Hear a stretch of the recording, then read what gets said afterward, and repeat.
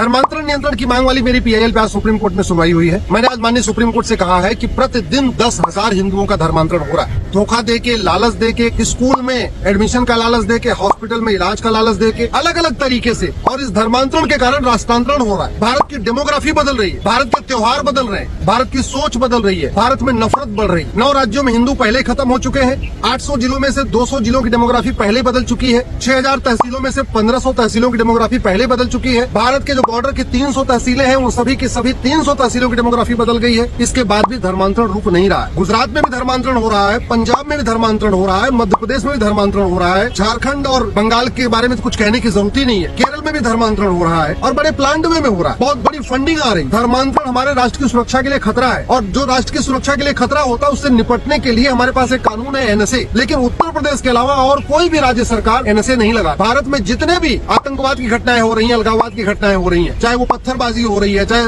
Railway line को पलटने की जो पूरी साजिश चल रही है, ये सब के सब कन्वर्टेड लोग कर रहे हैं। जैसे हिंदू कन्वर्ट होता है, वो हिंदुओं का सबसे बड़ा दुश्मन हो जाता है। जैसे हिंदू कन्वर्ट होता है, वो केवल हिंदुओं से नफरत नहीं करता, बल्कि हिंदू त्योहारों से नफरत करता है, हिंदू विचार से नफरत करता है। इसलिए इसको रोकना बहुत जरूरी है। और हमारे पास जो देश की एकता अखंडता के लिए खतरा हो, उससे निपटने के लिए कानून है यूएपीए। लेकिन पूरे देश में उत्तर प्रदेश के अलावा कहीं पे भी पुलिस यूएपीए नहीं लगा रही। ये जो भारतीय न्याय संहिता बनी है, इसमें एक प्रोविजन है वेजिंग वॉर, इनडायरेक्ट वॉर, और धर्मांतरण अपने आप में इनडायरेक्ट वॉर है, वेजिंग वॉर है। आज की डेट में 9 राज्यों में हिंदू खत्म हो, 800 जिलों में से 200 जिलों में खत्म हो गए, 6000 तहसील में से 1500 तहसीलों में खत्म हो गए। और अगर अभी भी नहीं धर्मांतरण को रोका गया, अभी भी अगर वेजिंग वॉर की धारा नहीं लगाई गई, तो धर्मांतरण नहीं रुकेगा।